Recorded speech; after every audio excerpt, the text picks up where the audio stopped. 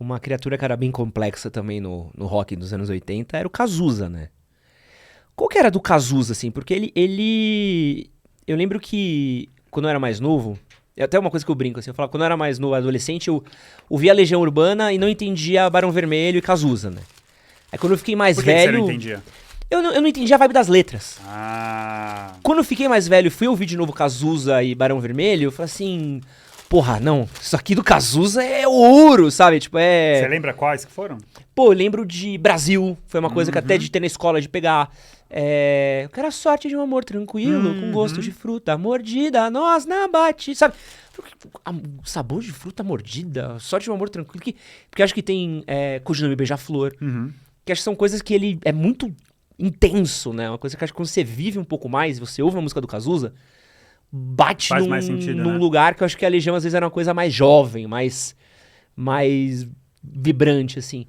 Mas o Cazuza, ele era uma figura muito complexa, né? Porque teve toda a relação dentro do Barão. Uhum. Eu lembro de assistir a biografia dele, ler a biografia, o livro que a mãe dele Aham. escreveu sobre ele, né? Que só as mães. Só as mães Tão sabem? felizes. Só as mães são felizes. Ele era uma figura bem difícil também, né? Dentro do cenário, né? E um gênio, né? Que é Vamos lá. impressionante. Tô tentando por onde que eu vou puxar a resposta, assim. Vamos lá. Cazuza. Cazuza, ele conviveu muito antes de ser cantor do Barão Vermelho. Ele conviveu com um monte de gente da música por causa do pai dele, né? O pai dele era sócio da família Marinho na Som Livre. Ou seja, ele era. Não é que ele era o presidente, era sócio. Chama Nepo Baby hoje em dia isso. É? É. Eu sou muito desconectado da geração atual. Você me ensina os termos aí. Então ele era o Nepo Baby naquela época. Então, assim, ele conviveu com os Novos Baianos, ele conviveu com Caetano. Caetano conhecia ele, achava ele até meio arrogante. Porque o Cazuza também ele era um pouco. O Cazuza ele era meio reativo, assim. Ele era mimado, sim, ele era mimado. Ah, o Cazuza, sim, ele era mimado. Dane-se que ele era mimado, sabe? E aí, tem muita gente mimada hoje em dia que não escreve o que ele escreve. Então, sim, o Cazuza era mimado. Ele conheceu o Ney Matogrosso. Ele teve um caso com o Ney Matogrosso. Isso muito antes de ser cantor, né? Ele era... Ele tinha uma galera que era... Cara, aquela história da Blitz, assim, sabe? Da Liberdade, no Rio, Arpoador. Ele viveu tudo isso daí. Ele era um cara bem, assim, poeta. Sabe aquela coisa do poeta? O cara que... Loucão. Eu lembro no filme, toda vez que tem eu lembro que quando eu assisti o filme, eu falei assim: se fosse amigo desse cara, não ia conseguir ser amigo dele. Por que você O achou cara que isso? sobe na mesa, começa a ler um poema. Nossa, E... imagina você tá no rolê, sobe seu amigo, começa a ler um poema na mesa. Eu vou embora. Desce. Primeiro, larga o copo e vamos pra casa, pelo amor de Deus. Então, tinha um trio, né? Não que eles andavam sempre juntos, mas os caras se identificavam muito, que eram Cazuza, Lobão e Júlio Barroso. Meu Deus. Os três tinham exatamente essa... Eles se identificavam muito por causa disso. Por essa intensidade poética, vamos dizer assim. E o Cazuza, ele entra totalmente por acaso no Barão Vermelho, porque eles estão procurando um vocalista. A banda começa quando o Guto Goff, que é o baterista, e o Maurício Barros, que é o tecladista, assistem a um show do Queen. Não sei se o Queen tocou no Rio, ou talvez foi em São Paulo que eles assistiram. Aí eles saem dali querendo fazer uma banda, encontram o Dé Palmeira, depois vão achar um guitarrista, acham o Frejá tocava em 3 bandas, começam a tocar, precisamos de um vocalista, vamos chamar um cara. Aí eles chamam Léo Guanabara, que veio a ser o Léo Jaime. E aí ele não dá certo e fala, conheço um cara. Aí ele conhecia o Cazuza faz um ensaio. E assim, ó, o cara foi um achado, porque o Barão é uma banda interessante, porque eles são uma banda mais ligada ao rock dos anos 70. Na proposta deles. Se você vê, eles não tem muito a ver com a Blitz, assim, né? Assim, não é um rock meio dançante, é um rock mais blues.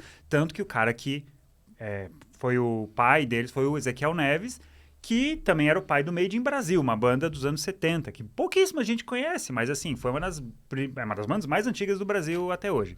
E que ainda está em atividade. Muito bem.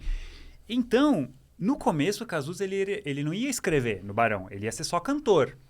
Porque gostaram da voz dele, do jeito como ele cantava e tal. Só que ele começou a olhar as letras que o Guto, o Maurício faziam, e ele achou as letras muito infantis. E aí ele tinha as coisas que ele já estava escrevendo, mostrou as letras, os caras acharam o máximo. Aí o Frejá, vem cá, posso fazer uma música pra isso? Pode. Aí eles começam. Frejá, vai lá em casa. Pô, vamos na praia, vamos fazer uma música. Aí eles começam a fazer várias parcerias. E Todo Amor Que Houver Nessa Vida é uma das primeiras parcerias que eles... Musicais! Só que aí o que acontece? Você vai ouvir a versão do primeiro disco deles, é horrível. Por quê? Primeiro que aquele disco foi gravado em condições precarérrimas. Você imagina, uma banda que queria tocar pesado. Mas o Ezequiel queria porque queria que aquela banda gravasse. Eles... E o Ezequiel trabalhava na Som Livre, cujo pai era... Aliás, cujo dono era João Araújo. O João insistiu até o fim para não gravar o disco do Barão Vermelho, porque ele não queria ser acusado de nepotismo. Aí eles acharam uma solução. Então, já sei, vamos fazer o seguinte, vamos gravar, só que vamos gravar de um jeito assim, bem... Tipo assim, sem luxo. Uhum. Eles foram no domingo à tarde, quando não tinha ninguém, eles foram lá e gravaram esse disco. Então, o disco é precária a gravação, é horrível a gravação. E eles não teve clique, Clique é tipo, o baterista fica ouvindo assim o tempo, né? Então a banda se perde no tempo. Não teve nenhum refinamento. Os arranjos não foram tão bem trabalhados, não teve alguém ali junto. Ali a banda tá muito crua. Então, o Frejá... O Cazuza eu não sei, mas eu sei que o Frejá não gosta do arranjo da música nesse primeiro disco por causa disso. Por causa daquilo que eu tava falando. Dificilmente alguém, naquele momento, 82, quando esse disco foi gravado, fazer uma boa gravação de uma banda que queria tocar um rock mais agressivo. Uhum. Ah, não, aquilo ali era sabe, se tocar, depois, né, depois vamos ver se toca. Mas, assim, não é prioridade. Aquilo não era prioridade. Então, isso mostra um pouco de todas essas coisas. Daquilo que a gente estava falando também sobre não ter... Por que o punk não deu certo? Não tinha pouco a ver com isso. Né? Mas enfim, por que eu tava falando isso? Porque, daí essa foi uma das primeiras letras do Cazuza. E aí ele começa a exercitar, cara, a parada da escrita. Então ele gostava muito de Lupicínio Rodrigues, sambista, muito Clarice Lispector, entendeu? Ele tinha... O Renato também... O Renato tinha outras referências, né? Por que eles são tão diferentes, né? Eles tinham cada um as suas referências. E uma outra coisa, o Cazuza gostava muito dos marginalizados. Então... Os travestis, sabe? As pessoas que a sociedade olhava mal. Ele olhava para esses caras, os caras que moravam na rua. E ele estava junto dessa galera e tentando absorver um pouco sobre como eles viviam e escrever um pouco sobre eles.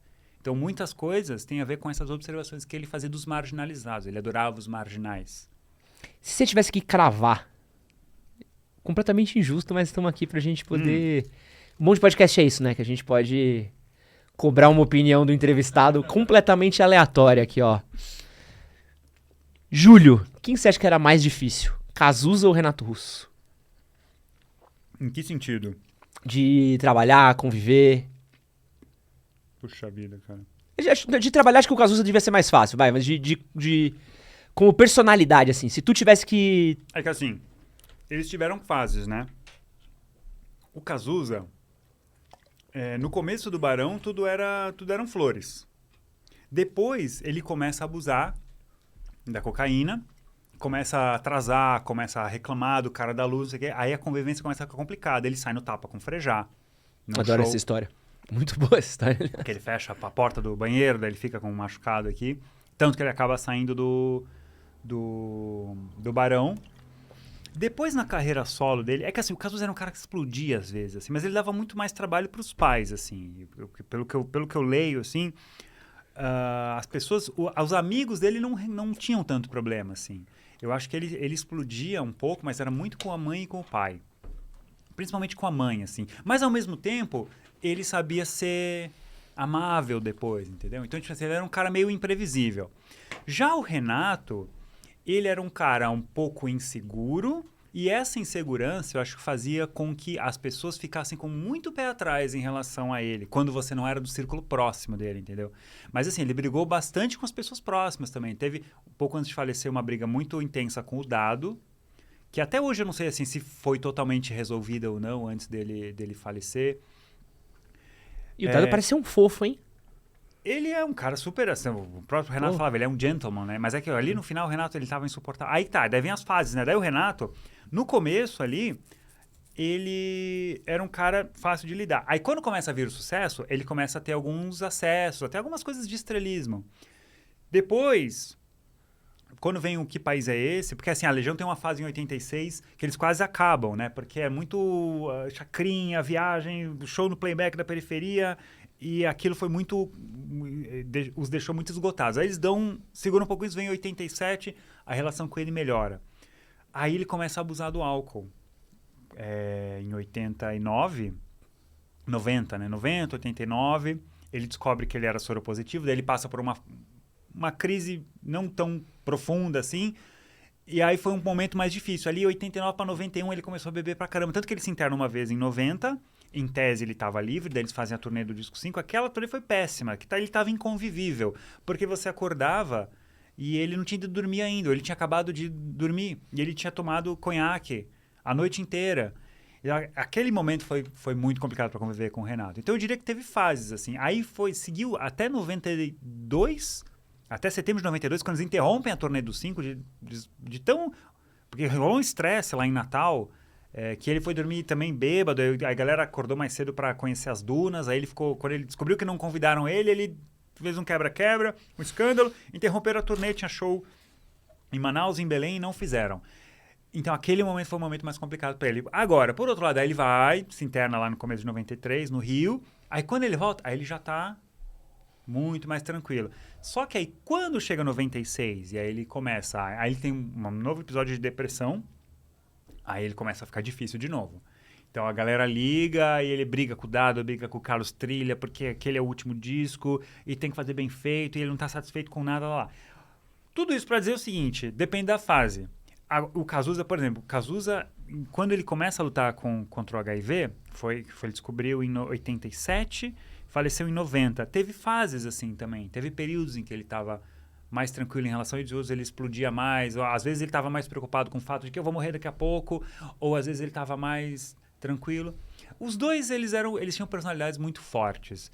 Mas depende muito do momento, assim, que cada um estava vivendo. Esse que você acabou de assistir foi um corte do nosso podcast sobre rock nacional. Para você assistir o episódio completo, clica aqui do lado. Vou deixar também um outro corte que com certeza você vai gostar. E não esquece de se inscrever no nosso canal. Valeu!